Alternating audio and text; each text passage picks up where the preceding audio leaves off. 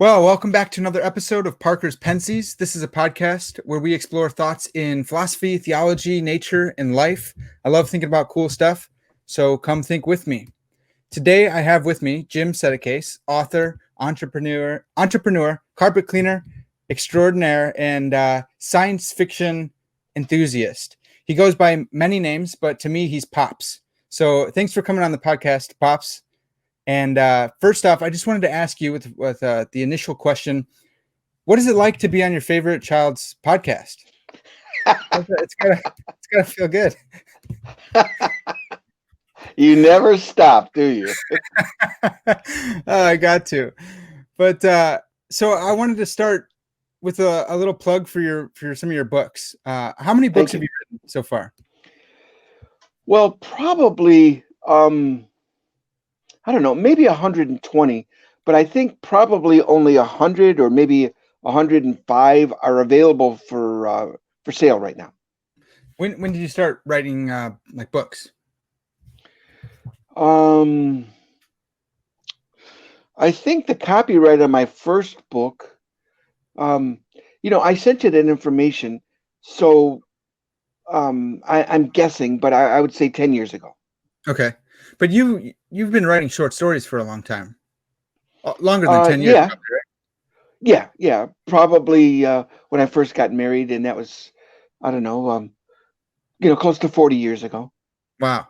Well, do you remember that first one that you got paid for? So I think someone sent you a check, Yes. right? And it was, that was wonderful. Yeah, tell us about that.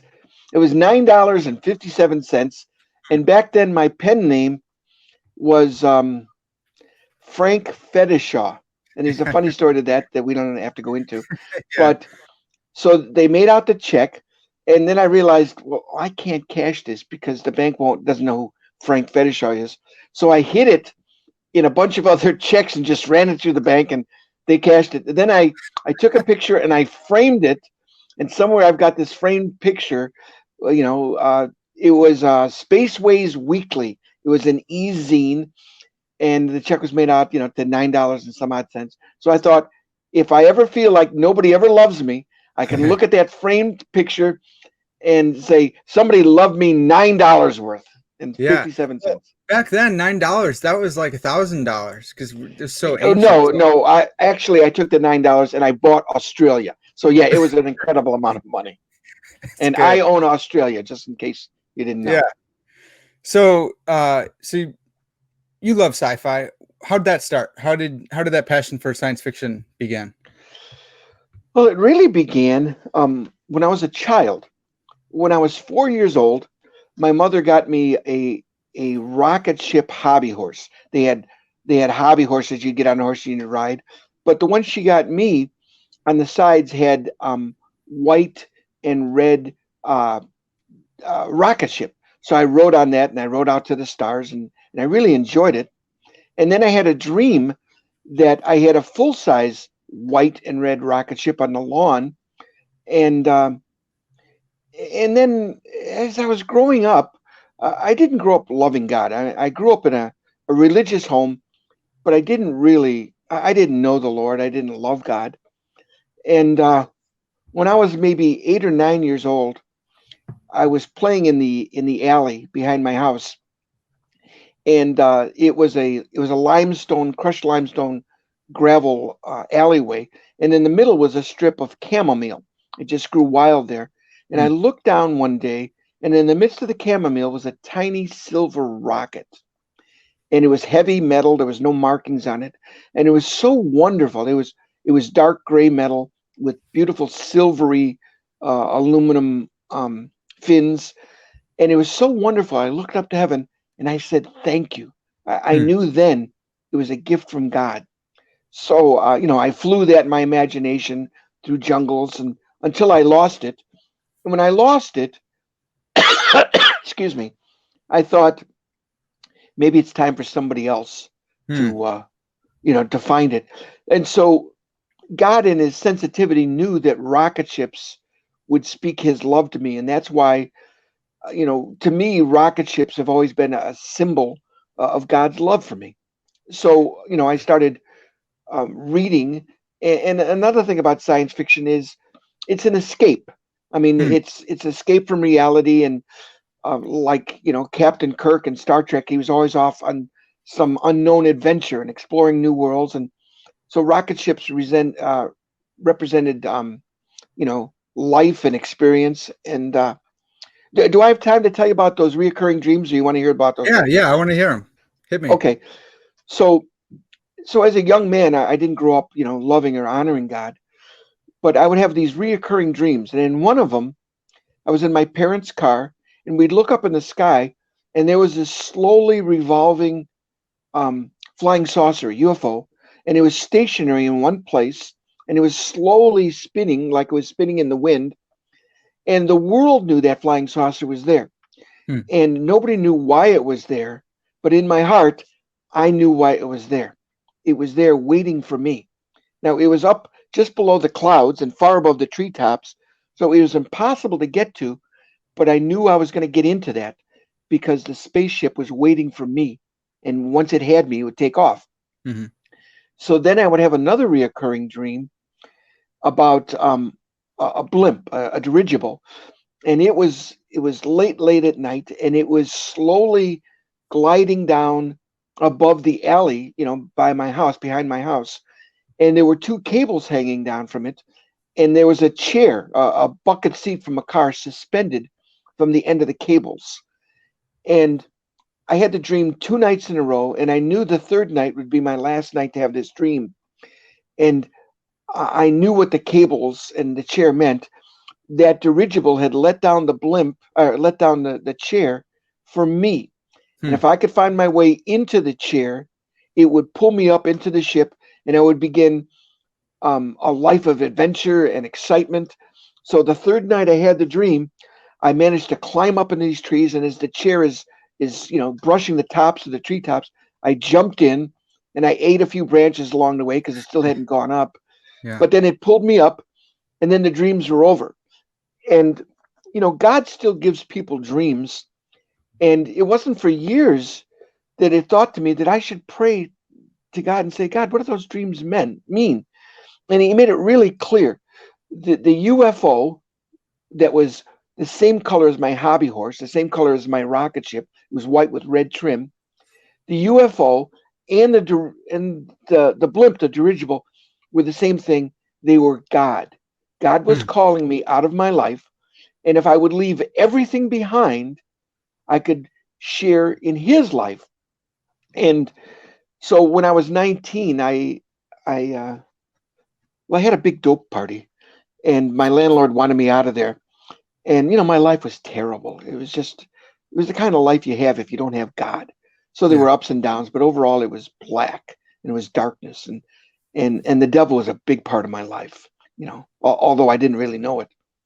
So I decided I would go to California. So I started hitchhiking, and along the way I kept on running into Christians. And little by little they tell me about God, and I end up in this Christian commune.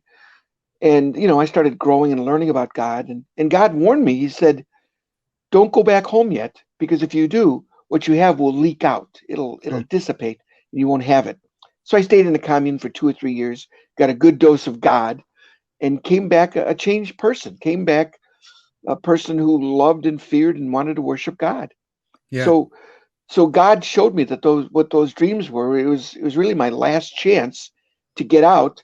And a week before I left for California, I said, I've got some money saved up. I wanna start my new life. California is where all the beautiful girls are. It's a brand new start. And immediately I had a black, depressing thought that said, man, you were born in this town, you were raised in this town, you're gonna die in this town. You ain't never leaving this town. Hmm. And a moment later, like a slap in my face, was another thought, and it was crystal clear. And it said, if you don't get out next week, you will never get out. And the next week I was hitchhiking, and I began my adventure.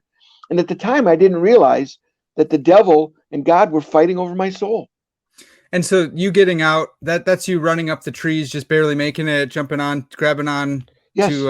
to the seat. I love that, Pops. Yeah. I want Yeah. to talk Thank you. more about that because I love that God speaks to you through science fiction and rocket ships. I think that's awesome. Yes. So I want to touch on Thank you. that in a little bit, but I want to talk a little bit more science fiction generally, and then we'll get back to your Yeah. story. Yes, So please. the movies have the Oscars, you got Golden Globes and Grammys. What's the Oscar of the sci-fi community? Well, there's three, but the preeminent one is called the Hugos, and it was named after a publisher and a scientific inventor, and in truth, a scoundrel named Hugo Gernsback. And he was one of the first ones to start publishing science fiction stories. He wasn't an author himself, but he gave so many giants of science fiction their first opportunity. Hmm. And this was, back in the 30s and 40s. And when this organization, the Hugo Awards, finally came into existence years later, they dedicated this silver rocket ship to Hugo Gernsback, and they named it the Hugos. And the first Hugo ever was given in 1953 or 54 to an author, probably my favorite author in the world, Alfred Bester, Hmm. Bester, and his his book that won the first Hugo was called. It was either called The Demolished Man or The Stars My Destination. I don't remember, but those were two of his. Those are two different books, right? Two different books, Yeah. but one of Which those one got two the Hugo? won the first award. And Okay. years ago, I read it, and I've given you a copy, I've given Gabe a copy, and the gist of the story is a slug, a low down, low class man evolves and changes and becomes actually a Superman or a Messiah. And Hmm. Messiah themes are the strongest. Somebody who is nobody evolves and changes and becomes more than he is. And it's truly my life story. I was a slug. I was a turd, and God changed me and made me the man that I am today. And you know, every day I try to reflect back the image of my Creator, my Savior, the Lord Yeah. Jesus Christ. I love those stories too, and I'm sure that's because I'm your son. But the idea of someone being pressed, and it's a cliche now, but you talk about coal being under pressure and turning into a Yes, diamond. But there's a right. reason it's cliche, because we love those stories. We Yes. I don't want to say his name because I don't know, but there's a guy that we knew from church who had a pond, and I would go play with his frogs. Don't say his name, but he was a wino. He was on the street. He was a wino. He was a Yeah. drunkard. And then God got a hold of his life, and more pressure, and squeezed him and turned him into multimillionaire. And it's Yeah. not, that's what God does. He didn't make you and me multimillionaires or anything like that, but Darn. yeah, not yet until this podcast hits, and then we'll see. Right, right. That's Yeah. it. Then, But it's let it so, roll.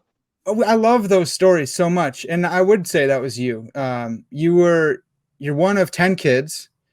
And then, so grandma adopted 10 kids. She couldn't have any kids of her own. And so she got a bunch of kids of her own. And then how many foster kids would you say? 33. That's crazy. It was So, crazy. and you said, you've told me before, you were the only brown kid in all of Brookfield growing up. Oh, was that a drag? What a burden to bear. I was the only brown kid. And, kids will pick on each other. You have yellow hair, whatever. So there was two brown kids in my grade school. There was me and Audrey. And Audrey was beautiful. So she got Mm. a pass. So Yeah. it all came down to me. Yeah. And I won't repeat on here the names they called me, but just use your imagination. And the Yeah. terrible names that people will, especially young people, will call you, those became mine. But it's interesting how God used that. Because I Mm. was a little brown kid, they were all bigger than me, and I couldn't beat them up. I would have loved to blown them up, Yeah. blown up them and their families, but I couldn't. So I learned to adapt to survive by developing a thick skin and having a sense of humor. Yeah, I'm the little brown kid. Yeah, I'm the idiot. Yeah, blah, blah, blah. So God used that pressure and that, whatever it was, that meanness to make me into a happy person because I Yeah. learned, to not let the stuff get me. Sometimes things get me, but God used that to develop my character. And overall today, I'm a happy guy. People like being around me because Mm. I'm a lot of fun. Yeah. I'm the party. Well, that's true, and I'm a little sad that you didn't wear your blinky bow tie for us. But, next time you come on, you're gonna have to wear that. So that's getting back to that theme. Like, so God ordained your life. He planned out things to happen. He's shaping and molding you the whole time. And I want to go. You sent me a list of your top 10 favorite sci-fi stories. Oh, hold And on for a second. Hold on. I'm getting a call and I want to decline. all right, Okay, go ahead. all right. So I want to just run through. I got the list here in front of me, but Good. that first story, that the story of God pressing you like a piece of coal and turning you into a diamond, that's very much the story of the novel you already mentioned by Alfred Bester, The Star Is My Destination. Yes. So is that your top favorite? Is that number one on the list? It used to be, but if you have that list, far and away the best story, um, probably that I've ever read in my life, other than the Bible, is the 11th story, and you have that title in front of you. Yeah, that Um, is honorable. Oh no, honorable mention. You said, is it the birthday I- party? yes, yeah, that one far and away outshines everything else I've ever read in my life, That's and the it was birthday written by party a by non-Christian. James M. Cain. Yes, he was the author of "The Postman Always Rings Twice." You want to go Yeah. into that, or you want to work our way down to that? Yeah, let's work down to it. So let's start with The Okay, go Stars ahead. My Destination. Um, why this one? Why do you like this one? We've already talked about it a little bit, but what's the Okay, story? so it's a story of a man who was a slug. He was a brute beast. He was dumb. He was unintelligent. He was an oiler on a spaceship in the future, and really, he was me. I had no skills. I had no talents. I was a little brown kid. I had probably undiagnosed attention deficit disorder with hyperactivity. So I did really poorly in school. Took me 5 years just to get out of high school, five Mhm. years to get through college, but I was having kids along the way then. So that could be excused. So he was a failure at everything he ever tried. But then an event in his life, his flying saucer or his dirigible came down. And I think the passage in the Bible says the key was in the door, and when it turned, it would open the door to eternity or Holocaust, and that was my life, and so I could really relate, wanting to be like him, traveling among the stars, and wanting to evolve and change, and become, you know, Christ-like. Yeah, and I thought that's interesting too. He started off as this brutish man, and then the thing that really changed him. Did his ship break down, or did someone blow up his ship? Do you remember? Someone blew up his ship and planted him with enough oxygen to send out a distress call. So he was baked. So when the people would come to save him, the ships in waiting would blow because there was a war going on. And Bester was inspired by that story because during the time of his writing, I think it was World War II or something, but two sides both saw this poor, helpless shipwreck guy in this raft, and he cried out to people passing by to save him. And each side was afraid that he was bait and they would get blown up. So the poor guy was on the raft forever Wow. because everybody was afraid that he was bait to kill him. Yeah, And I think the guy finally did get off the raft. that's good. So Yeah. so Gully Foyle is the main character. He's this brute of a man, and Yes. the one word that's like terrifying in from that book that haunts me is scuttling. Do you remember that the crew Yes. got Yes, I do. scuttled, and Yes. scuttling is like when they just dropped everyone out into space, right? Yes. Yes, that's it. Terrifying. All the time I think of this word scuttling because it's a pretty just normal word, but when you Yeah. see it in context, they're terrible. So Yeah, it's a visceral. the thing that makes him that starts him on this journey to being this messianic type figure is that he can jaunt. Can you explain the deal with Yeah. jaunting? Yeah. Jaunting is thought teleportation. Um, at the time, when he's writing the story, there were limitations. Even the best mind transporter guy, the Jaunter, could only travel 1,000 miles. But Gully Foyle, this chokes me up. Gully Foyle could transport through space and time. Yeah. And, Oh, I didn't know about time too. there was no limits. Yeah. So what he at the end of the book, he's opening up the door to our limitless potential. And that brings back a passage in the book of Genesis when the people were building Babylon.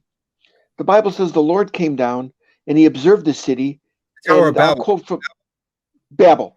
Yeah. Okay, yeah, you're right. It was Babel, but God speaking to himself, and I'm going to quote King James, even though you always like to poke fun at me, because I grew up, and back then there was only King James Yeah. in the 70s.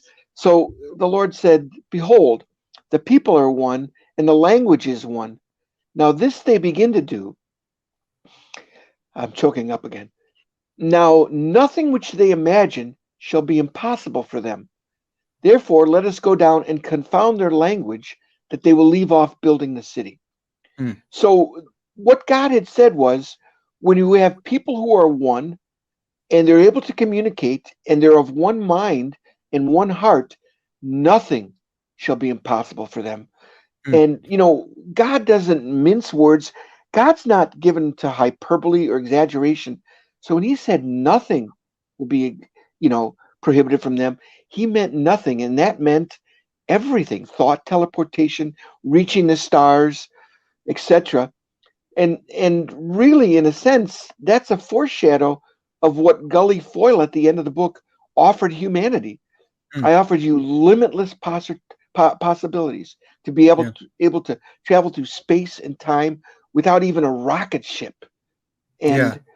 And because we use a fraction of our mind. You and I use probably 95%, but most That's other right. people, Yeah. Yeah. most other people, Our brains. you Yeah. know, we use a small portion. So Gully was saying, this is the key. This is Yeah. the answer. Okay. Well, that's interesting too, the Tower of Babel thing, because it sounds like God's kind of being a jerk. Like, what? Humanity's doing a great job. They're going to do all these things, so God's going to come down and confound them. And I think the whole point of that is that humanity wasn't set on God. They weren't set on doing godly things. They were unified, and they were going to do a bunch of ungodly things. They were going to make all sorts of stuff and be unified against God. And Yes. so God's coming down and confounding their language was a mercy to humanity. And Yeah. now, after this side of the gospel, we can unify and we can come together and we can be God's church and unify together for Him, for His glory. Right.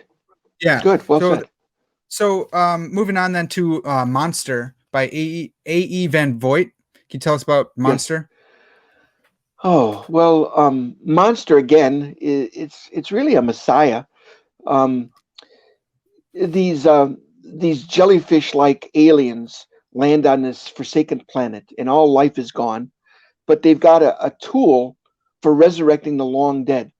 So they resurrect three or four different men from the time of the pharaohs and the time of the gas combustion engine. And finally, they resurrect a man who was alive at the end of their civilization. And they find out the man is more advanced than they ever will be. And so they decide he's a monster and they have to kill him. But every attempt to kill him is futile because the man with his mind is able to thought teleport. Hmm. And so he becomes their adversary, and his goal is, well, I'm giving the story away, but his Sorry. goal his goal is to get the resurrection equipment that they have Hmm. and to get their star charts, because man had never gone beyond 90 light years of space travel. But these people have discovered an ancient secret, and they can navigate the entire galaxy. So, with the ability to resurrect the long dead and the star charts, man can once again roam the galaxy, and this time they'll never be extinct. So again, this man's a messiah, and he's overcoming everything that's thrown at him, even death. And again, that's a type of Christ. I love this story because they're flipping Van Voigt. I think this is like 1939 or something. He's flipping the story. So usually it's man comes to a different planet, discovers these blobby creatures, and he's got to kill them and save some woman in distress whose clothes are ripped Right. off. This Yes. is the jellyfish folks are coming back to Earth and resurrecting this guy, but man is actually the monster in their Yes. perspective. So it's for the Yes. perspective of the alien invader kind of, and he's end up they end up they know that he's got the documents and they know that he's got the resurrection machine. So they say, for the sake of our species and the rest of is this they plan to drive into the sun with him on board. Is that right? Right. Right. The line is, they aim their ship into the heart of a Mm, blue-white sun, and mm, that is such a beautifully phrased thing. I'm sure I stole it for two or three stories. Into the heart of a blue-white sun. yeah. But many people believe um, that is the best science fiction story that's ever been written. Mm. It's just so amazing, and, Well, and boy, he it was amazing. the man who is resurrected, who stole the charts and everything, he outsmarts them. Doesn't he jaunt back off the ship? Yes, he does, and he does this after they've broken their controls Mm, and they can't escape yeah. going into the heart of and they realized, oh, he's not even on here anymore, and so he will live, and Yeah. we can't tell our own people, because if we sent a radio beam back to the motherland, he would follow it and discover our homeland, Yeah. and so he Crazy. outsmarts them all the way. Yeah. Yeah, crazy. Yeah. Surprise ending, and those are the best. That's something that I try to do in many of my stories, give you a surprise flip, a surprise ending, and you'd say, I did not see that coming, because we're jaded and we've Yeah. seen it all, we've experienced it all.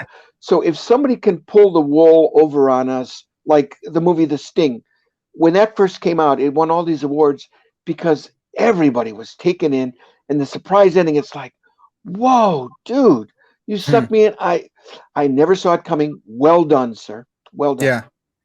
Yeah. So moving on to number 3, Black Destroyer by the same author, A.E. Van Voigt. Yes. Okay. So these explorers and a spaceship, the Beagle, which was taken from the ship that Darwin was on, the sailing ship, when they Hmm. discovered the Galapagos Islands and traveled around the world Yeah. discovering things. So the Space Beagle lands on this planet, and it's pretty desolate.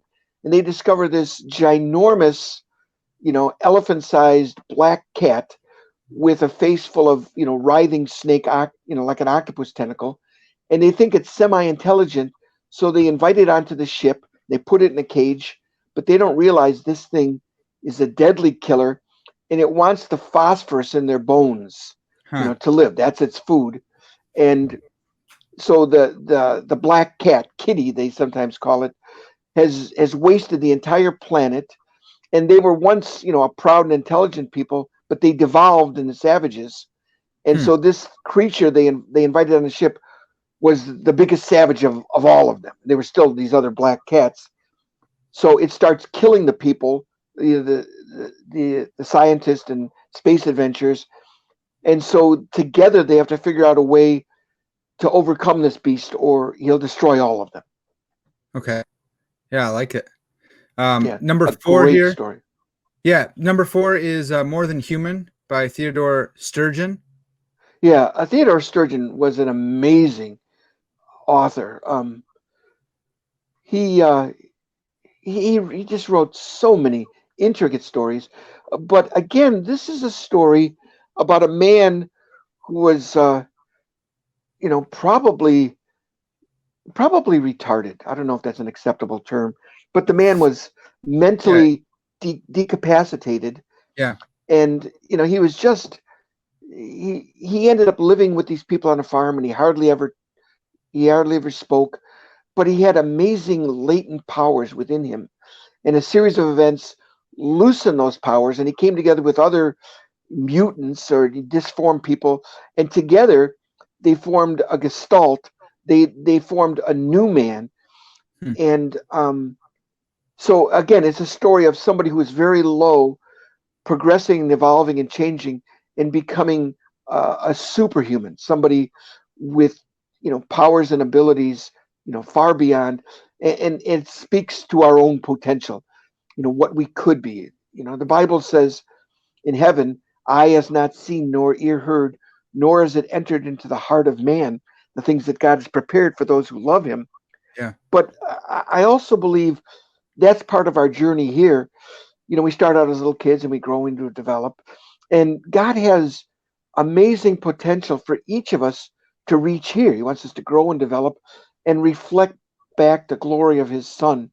Yes. And, for you, it's learning philosophy. For me, it's writing stories that that you find hard to believe are inspired by God, but Some of them.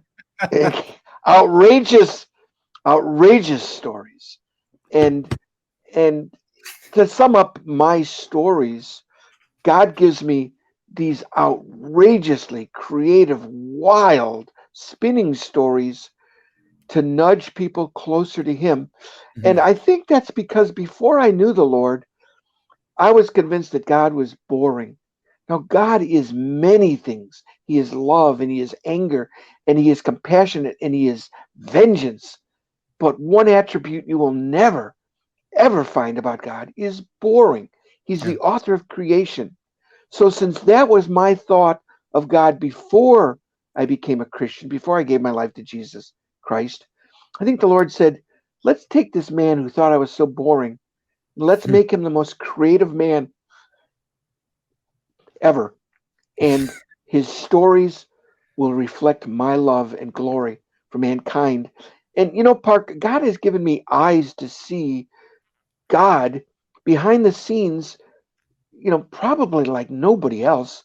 Hmm. I saw God in a Santana song called All I Ever Wanted Was to Be With You. Mhm. And I see God in the bark on a tree, and I see the lichens, and I see God in an empty field full of weeds. And for a moment, I can see those weeds as God sees them, and they're the most breathtakingly beautiful master garden that could ever be. Yeah. And I pray each day that He'll let me see more, but He doesn't. They're few and far behind. They're few and far these opportunities I have to see the world through God's eyes. But I'll share one more. Yeah. I was in a grocery store, and just for a moment, God let me look across all the people, and it was kind of like there was a red light filter, a rose filter on my eyes, but I could see those people as God saw them, and I saw those people through eyes of overwhelming, all encompassing love. And when I saw that, I said, no, you cannot look at those people like that. They are unbelieving. They are not deserving of your love. They don't even believe in you. And the Lord said, yeah, I know, but I can't help loving them anyway. Hmm. Yeah. So he loves his image bearers, right? Right. They're fallen, Even they're though that broken, image is, yeah, but that image yeah, is broken and battered, yeah. but He loves the image. And He Jesus loves says, us. yeah, Jesus says he looked on the crowd and had compassion for them because they were like sheep without a shepherd. Yeah, and Yes. so you see that God was showing you some of his compassion for humanity. Um, Yeah. Yeah. Not yeah, not the judgment. I think a lot of times we get God our Father and Zeus mixed up. Because yeah, Zeus was vengeful, and if I was God, the earth would look like the craters of the moon because I would have zapped so mm, many people. yeah, But same but here. God is merciful. Yeah. One of my professors here at Trinity, Dr. Van Hooser, he talks about having a discipled imagination. I think that that's a good technical word for like what you were describing, where God has given you eyes to see, and he's reopened your imagination, and he's using it for his glory, and he's giving you all sorts of crazy ideas, and a lot of times there's like this imagination that happens that you can't even put into words, or it's hard to grab onto, or you have to sit down and lock yourself in the room to try and figure out what God's been telling you. I've had some of that too. It's crazy, but I love it. Let's keep going on the list, pops, because the next one is the last question by Isaac Oh, Asimov. I want to hear about Asimov. Asimov. Okay, so you brought that one to mind, and that's why it made the list. Does it say on the list or when that story was written? Was that in the 40s, 46 or something? It says 56. Okay, so 56. So uh, these people build this incredibly smart computer, and uh, and they ask it a question because they realize the second law of thermodynamics says everything is going from a state of high complexity to low complexity. The universe is running down. Hmm. And the question is, how can mankind survive when all the energy is gone, when the entire universe runs down? And so the UNIVAC, the giant computer, is posed that question, and the continual answer is not enough data yet, to answer the question. And so through the eons, different civilizations, different evolutions of man have asked him the question, and he keeps on saying that.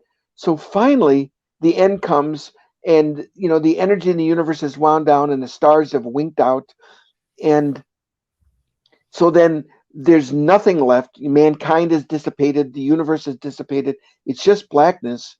And finally, the machine comes up with the answer. And the machine goes, oh, yeah. And so the answer is, let there be light. And there was Hmm. light. So it swings back to Genesis and the creation of everything. So the universe is recreated because the UNIVAC, finally has the answer. And of course, the UNIVAC represents God in Yeah. creation. Yeah. There's a story Powerful. which I brought this up to you because I was trying to think of a different story that's really similar, but yours is much more that one's much more optimistic. There's a really pessimistic one by Frederick Brown. Are you familiar with Frederick Brown at all? I am not. Okay. Yeah, I But hadn't he's heard of probably never heard of me either. Yeah. Well, not until this podcast pops, and then it's all coming together. So Back from the grave. I had one of my favorite philosophers on a couple episodes ago, Jim Slagle, and he likes sci-fi as well. And he told me to read this short story by Frederick Brown. He said he's one of the best, and he writes really short stories. So I want to read it because it's only a couple lines here, but Please.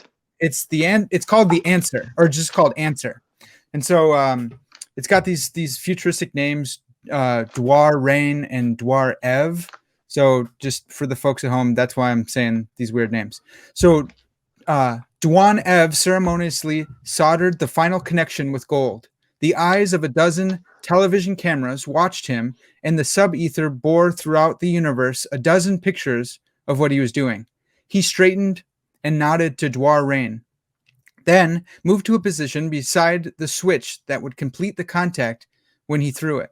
The switch that would connect all at once all of the monster computing machines of all the populated planets in the universe, 96 billion planets, into the super circuit that would connect them all into the supercalculator, one cybernetics machine that would combine all the knowledge of all the galaxies. Dwar Rain spoke briefly to the watching and listening trillions. Then, after a moment's silence, he said, "Now, Dwar Ev." Dwar Ev threw the switch. There was a mighty hum, the surge of power from 96 billion planets. Lights flashed and quieted along the miles-long panel. Dwar Ev stepped back and drew a deep breath. "The honor of asking the first question is yours, Dwar Rain." "Thank you," said Dwar Rain. "It shall be a question which no single cybernetics machine has been able to answer." He turned to face the machine. "Is there a God?" The mighty voice answered without hesitation, without the clicking of a single relay. "Yes, now there is a God." Sudden fear flashed on the face of Dwar Ev. He leaped to grab the switch. A bolt of lightning from the cloudless sky struck him down and fused the switch shut. That's it. That's the whole story. And it's That's terrifying. amazing. Yeah, it should be fuse the switch open, but that's amazing. Yeah.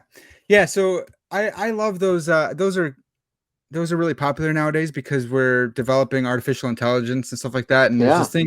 there's a thing called the singularity when the computers will take over. So those stories are becoming less and less science fiction and more science fact and terrifying. Yeah, Skynet's around the corner. That's right. All right, so let's continue on here, Pop. Let's burn through these next couple. 6 is Why I Left Harry's All Night Hamburgers by Lawrence Watt Evans. Yeah, an amazing story. Young high school kid is looking for a part-time job. So this hole in the wall greasy spoon, he says, "Well, I'll hire you, but you got to leave the clientele alone."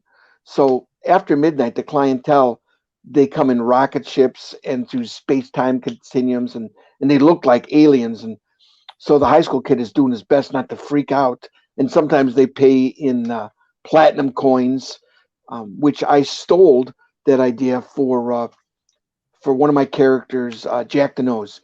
Jack is always paying Frankie Chocolate in platinum pieces. So the kid is getting an eyeful of the entire universe through these travelers.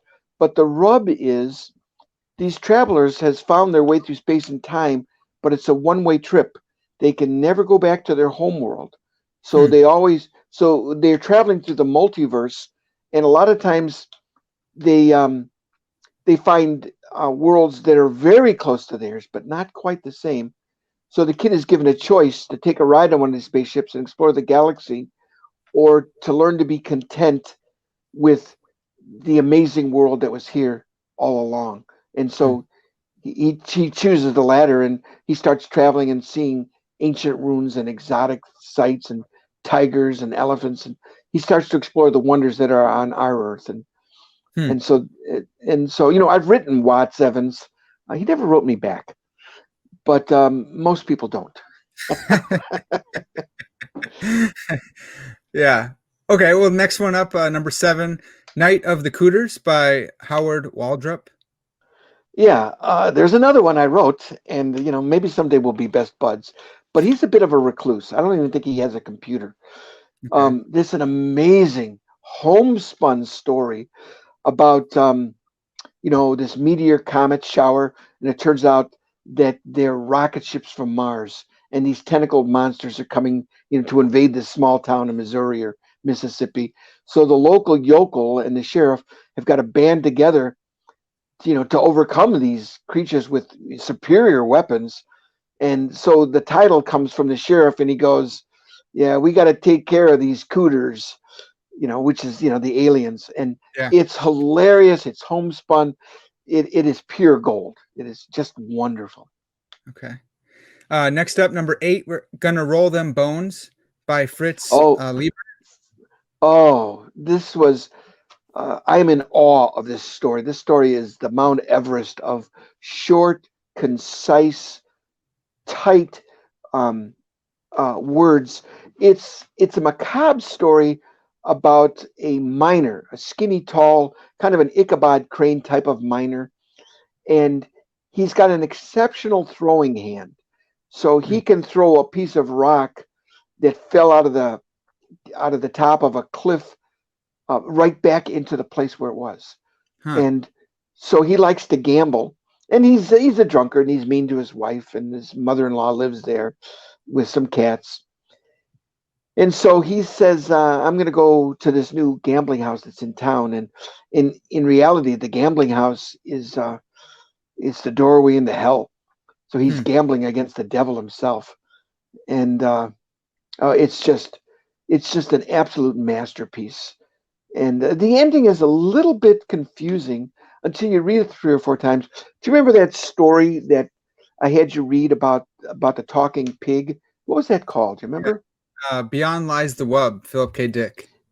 Yeah, yeah, yeah. So that ending story, it's kind of open to interpretation. I think you settled on the correct thing with the author. So in that story, it's kind of open to interpretation, but the guy finds freedom in the end, and it's just Yeah. a masterpiece. It's Okay. an amazing story. Let's check them out. I want to come back to Philip K. Dick when we're done with this list. Yeah, yeah, So please. number 9, For a Breath I Tarry by Roger Zelazny. Zelazny. Zelazny. Um, well, however it's pronounced. Yeah. Um, it's basically a retelling of Adam and Eve. The world has been destroyed by nuclear war, and the robots are in charge. These big, huge metal clanking robots are roaming the earth, and they're trying to rebuild the earth and get rid of the pollution. They're trying to, reforest the worlds and clean up the oceans. But there's no men left, and men are still their bosses, even though there's no man left. So there are two great, vast computers. Um, one in the sky, and his name is Frost, and the other one, a supercomputer in Antarctica, and I forget what her name is. But through a series of events, somehow they find a frozen cadaver in the Antarctica, and they bring it back to life, but there's no soul. So they have a living body, and so Frost determines that he's going to enter the body and bring the man back to life, and he does. Hmm. And all the robots and all the machinery and computers who are against him now have to obey him because he is a man. He's evolved from. He transfers consciousness into the robot or into the he- person, into the flesh. yes, yes. So it's the reverse of Yeah. what we call evolution. So the Yeah. computer Wow. inhabits the man, but the last line of the story is so poignant. It says they called him Frost and they called her, whatever her name is, but it's Adam and Eve. They're starting over again. Wow. And the guy, it's a robot. It's a robot's consciousness that Right, but he that's becomes a man, yeah. and in truth, that that story inspired the second best story I've ever written. Once I told the Lord um, that the second best story I've ever written, I said, I'll never write a story that good. And the Lord says, boy, do you lack faith. But the first best story that I've ever written was The Fur Coat to Die For.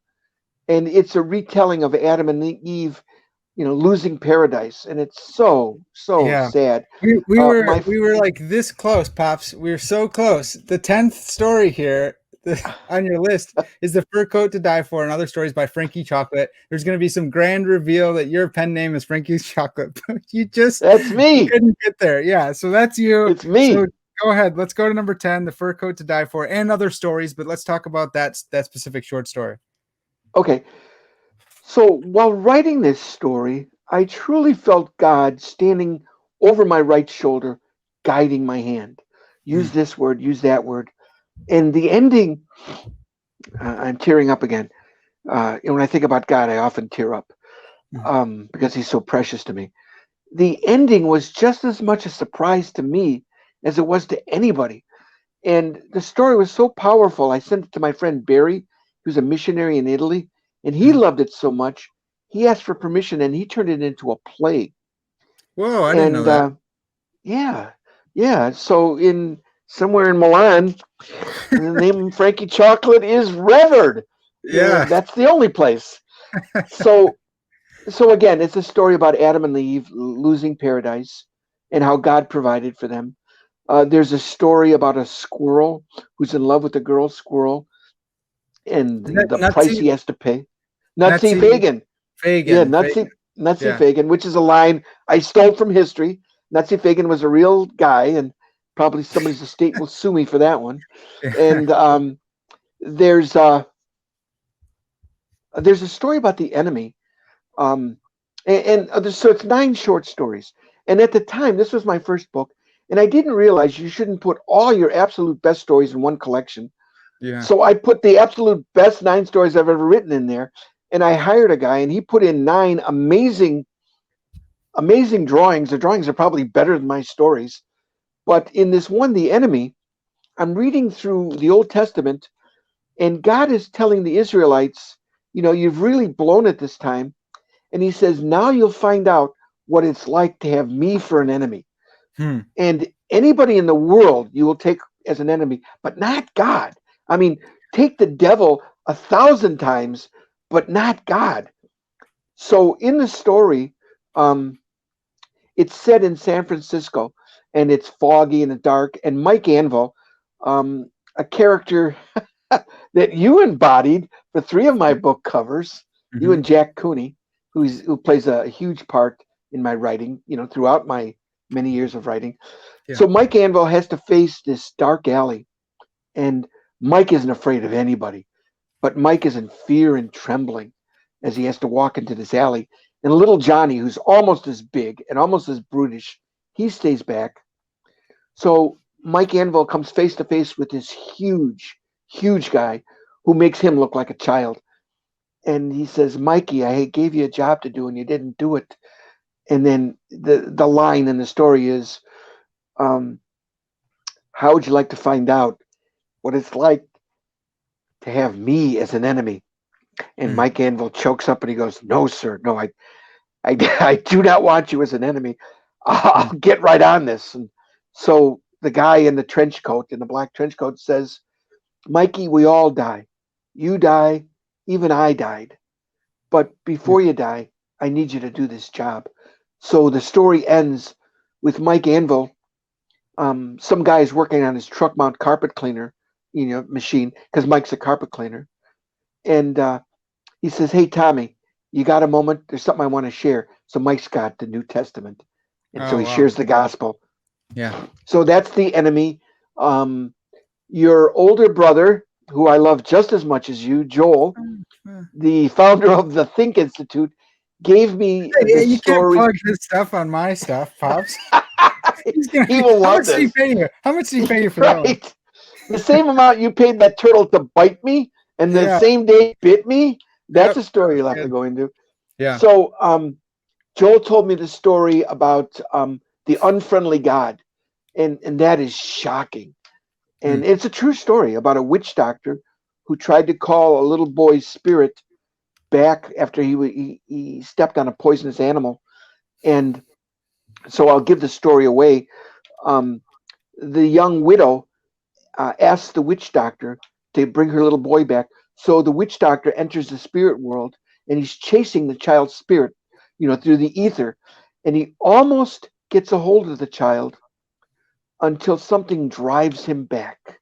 Something so horrible that he can't stand it. And he goes back to the widow, and he's sick for 3 days, and she nurses him, and they fall in love, and she becomes pregnant again.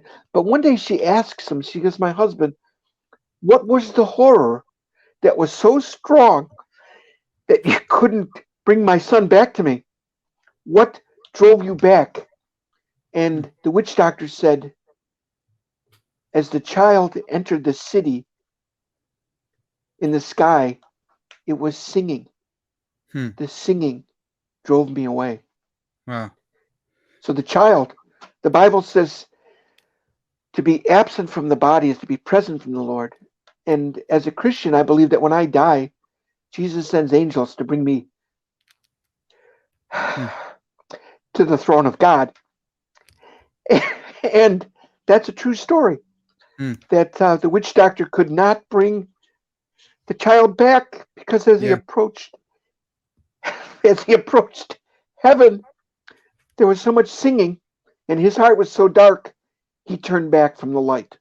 Yeah. So that was a powerful story. Yeah. And then Tommy's big hit, Gabriel was playing baseball, and this poor, scared little kid came up to the bat on the opposite team, and Tommy was me. Tommy was a failure at everything. Again, I choke up. Yeah. When I come, these are all your best ones here, Pops. Well, I choke up when I come close to God, and God is in this story. And so the coach says one line to Tommy, and it brings tears to my eyes. He says, "Come on, Tommy, hit that ball like we all know you can." And the truth is, nobody on Tommy's team believes he will ever hit the ball because Tommy has been a failure through life, and he never wanted to be on the baseball team. And it's been an undying humiliation to be on this team. And now he has the last out. The bases are loaded. It's the bottom of the ninth, and he's about to fail once again. And in a moment, God stopped time. Give me a minute. Yeah. In a moment, God stopped. This is a good story, Pop. Yeah. In a moment,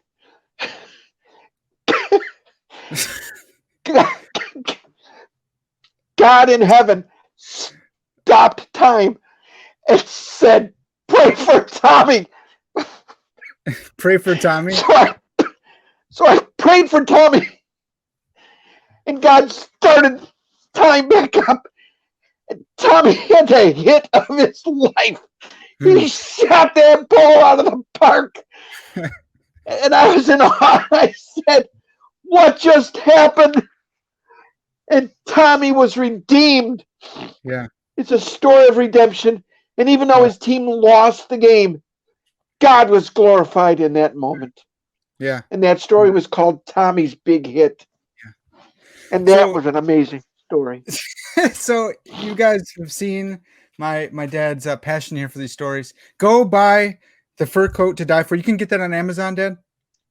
Yeah, you'll have to look for it because when you type in Frankie Chocolate, a lot of weird things look. But Sure. if you type in The Fur Coat to Die For, you'll And find Frank, it. yeah. It's under 50 pages. There's 9 great illustrations, Yeah. 9 mediocre stories. But Go it's my best work. go buy those stories. He put them all Thank together. you. He messed up and put all his best ones in there. But the one Thank you. my favorite story, or one of my favorite stories at least, Pops, of yours that I wanna talk about next. It's not as deep, not as theologically deep, emotionally deep, but it's called The Galactic Poo. We're talking about science fiction. That's Oh, probably my favorite science fiction story of yours. So can you tell us a little bit about where the story came from, and then tell oh. us? Well, you inspired the story Oh, I because when didn't. you were in high school, Mama was dropping you off at at Glenbard North, and you and her That's weird. I went to Glenbard East, so I don't know why Glenbard she's East. there, Okay. but See, when you get old, it's all hazy. And yeah, your name is Tommy. So yeah. you saw a UFO over the football field, and you didn't even tell me about it. You and her saw it, and it was probably 6 months before I wormed it out of you, and you were both chagrined at seeing it, and I was going, where is the justice? I have been a true believer in Stanley and UFOs and outer space ever. I've never even seen a weather balloon. Let me decline that. It's a Yeah. complete scam. Um, I've never even seen a weather balloon, and you guys who didn't want to see a UFO saw a UFO. So I thought, this isn't right. And then I thought about your brother Gabriel. Gabriel has many gifts, but one of his gifts is prayer. Hmm. And when he prays, when you and I pray, we might get it, we might not, whatever. But when Gabriel prays, heaven shakes. It's like God is sitting on the edge of his chair waiting for Gabriel to pray so he can say yes. So I thought, I've got a secret weapon. So I said, Gabriel, I want to offer you something I want you to pray for, and I don't want you to judge me. Yes, Father, what is it? I want you to pray that I'll see a UFO. Okay, Dad, I'll pray that. And then I got to thinking, It wasn't. wait It a wasn't minute. all that simple. I talked to him the other day, actually, and he's like, "You know how weird it is to pray that your father will be abducted by a UFO." But I love the guy. I want to be a I good was son. there. I was there when he said that. That was It's over so dinner, one of funny. our dinners. Oh, it's so But funny. let me continue. Yeah. So Gabriel, non-judging, says, "Okay, I'll pray." And then I realized I'm thinking too small. I've heard about spaceships coming to Earth, and they pick up people, and they go back to Alpha Centauri in 50 minutes. They have lunch, and they get them back, and it's like, well, I'm thinking too small. So then I tell Gabe, look, I'm going to change my prayer. What's that, Father? I don't want you to pray that I'll see a UFO. I want you to pray that I'll get to ride in a UFO. And he goes, okay, I'll pray that. And then Phil's my son-in-law. He married our daughter, your sister, my daughter, August. So Phil, who was over at the house one day, I shared the story, and he goes, Dad, you're forgetting one thing. So what's that? And he goes, you're forgetting the cost of riding in a UFO. I said, what's that? And he goes, we got to be probed. And I said, I don't want to be probed. And then I thought about it, and I thought about our little black dog, Logan. Now, Logan didn't like being probed either, but I would tell him to poop, and he wouldn't poop. So I'd get a wooden kitchen match, and I'd stick it up his butt. And I know you're going to be mad at me if I leave this part out. I would call it the match of love. So I would stick. They're gonna come for you now, Pops. So I would stick that match up there, and he would produce the brown soft serve, and it was Yeah. magical. So it got to the point where I'd say, go poo poo, and Logan would poop on demand. So Phil said, you got to be probed. And I thought, I'll bring a proxy. So Monday morning, the UFO is in my backyard. I walk up the space ramp. I grab my little black dog. I hand it to Galnax, the commander of the ship, and I say, this is my proxy. So he goes, okay. So we whip around a 747. We head out to, past Mars and the solar. We're heading to Alpha Centauri. And so the duty roster says, picked up, one human and one small brown, one black alien, and probing resulted this and that. So they go to probe Logan, but Logan's not having it. So Logan scoots out of their hands, and he's running around the ship, and they're trying to catch him, and they can't catch him because he's got 4 legs, and they've only got 2. So finally, the captain says, "Oh, just fudge the book." So he goes, "Probed alien, nothing new, blah blah blah." But all this running around got little Logan excited. So Logan goes behind a computer terminal and does the bad thing. So then the captain comes up to me, and he's a little bit chagrined. He goes, "Excuse me, but I think your little black companion did something horrible behind that computer bank over there." And I take offense, and I go, "Oh, how do you know it was him? Maybe it was you." And he goes, "Oh," he goes, "Are you going to clean it up or not?" So I said, "Well, give me something." So he gives me this amazing space cleaner juice, and I go, "Oh." So I pocket it because I'll go, "I am going to make $1 million on this when I get back to Earth." So I clean it up, and I said, "Look, Galnax, I'm going to clean this up, but when we get to the home world, you're buying lunch, and you're sending me back a side salad for my wife." So he goes, "Okay, whatever." So we go there, and we have this amazing lunch, and I bring back your mom this amazing side salad. She eats it, and she loses 5 pounds. But there's a problem. As I'm getting off the ship, Galnick says, "Hey, we'll do it again sometime. We'll get together." But you know how it is. Once Hmm. they get you off your spaceship, they never call you again.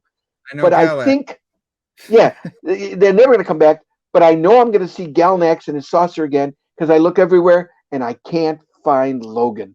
That's one of So my that's the fur coat to no, that's upgraded prayers and the galactic poo.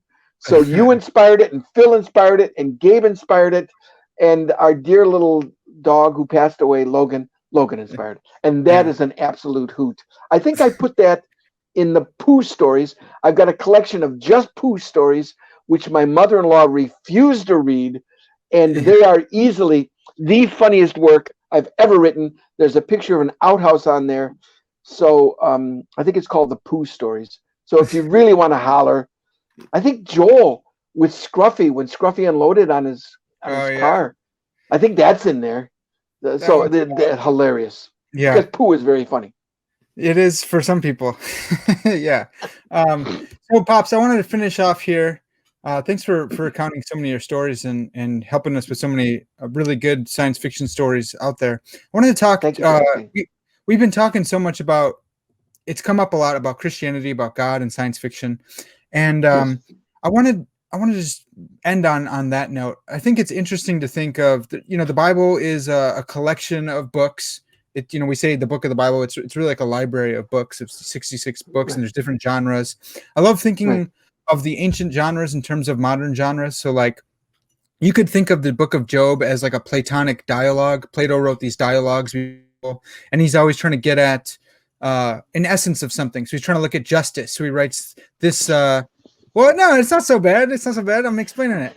A You, dialogue you is have just to you have to put the cookies on the lower shelf. I'm sorry. so Plato wrote stories, and in the stories, Yes. he's trying to get at a point. He's trying to teach something. He's trying to teach Okay. about the essence, and it's usually about the forms, the form of justice. What is justice? What is goodness? What is beauty? So that's basically what God did in the book of Job. The book of Job is this dialogue between Job and his friends about God's justice. Is it just for Job to suffer even though he didn't do anything wrong? And then God comes and Job is vindicated. And so, with that in mind, that we're looking at biblical stories in light of modern genres. What do you think about looking at Revelation as like a true science fiction or science fact, like a have you ever considered that before? Revelation as like science fiction? No, I never have. But you know, um, I do a lot of listening to the Bible in the car because you Yeah, can get a whole lot, while you're driving for 45 minutes. And it seems to me there's reoccurring themes in the book of Revelation. In one part, he'll say this was like this. He'll say, yeah, "I saw a beast with 7 heads and these crowns." But then another example, he'll say, "I saw a lamb slain with with 7 crowns," and I forget what, but yeah, but we know that the lamb is God. So we Yeah. know this is an analogy because Mhm. Christ is a man. He's not a lamb, though he is the Lamb of God. Yeah. So, there's a certain amount of interpretation, but in some parts of the Bible, in the book of Revelation, he explains that the incense are the Yeah. prayers of the saints. And so, the book of Revelation, anybody who tells you, I've got it figured out, you run from that guy because, I don't know anybody. I don't think Martin Luther could have explained Mhm. the book of Revelation there, or Yeah. even, anybody. But it's an amazing, it's an amazing, story, but it's also terrifying. Yes, And that's the science fiction part I'm thinking, where you got this huge army and it's coming again. And imagine being John and seeing these visions and trying to figure out what the heck that there's this lamb. It's as if he was slain. There's blood. There's a robe dipped in blood. There's a word coming out of yeah, his mouth. And yeah, it's like it's I always think of like the Doctor Strange movie, or this the background that I have to our conversation here, one of your book covers. That sci-fi colory multi, purples and greens, and uh-huh, that's Revelation to me in my mind. It's like this. It's a true story. I think it's going to come true. I think God's going to do it, but it's this ultimate cosmic dystopian battle where God ultimately ends up winning. right. It's Oh, it's excuse crazy me. to interpret. Excuse me. What does dystopian mean? Sorry. Dystopian. So, like utopian. A utopia is like everything's perfect, and usually we say Right. utopia is a Okay. bad thing. All these politicians Right. are promising a utopia. A Right. dystopia is the exact opposite. It's Got it. it's and that's really what happens. Russia, the USSR was a dystopia because Got they it. promised this Okay. utopia, but and that's I love dystopian novels, and maybe it's because I am jaded or whatever. But Philip K. Dick, that's dystopian novels. 1984, Brave New World, dystopian novels. Yeah. Yeah. Those books are so depressing. They're my I, I favorite. read I read 1984, and it's like, oh, It's and not supposed to be happy. It's supposed to be a tale. Hey, don't let this happen. okay, It so is it's a that cautionary one is, tale. yeah, that one is really, really, really I rough. like I like happy, happy, joy, joy. I like Yeah. mindless happiness. Well, I wanted to. Okay, so as Christians, we read the Bible and we see there's this meta narrative. There's this broad narrative, right? This overarching theme of creation, and then there's fall, then there's redemption, and then Yes. God makes all things new in consummation. And you've always Yes. pressed this point home to me that every good story has to have life, death, and resurrection. Right. And you would teach me through Jackie Chan movies. We'd watch Jackie Chan, every Jackie Chan movie growing up. We'd watch it. We'd eat our Muddy Bears. We'd have some Oh yeah. popcorn.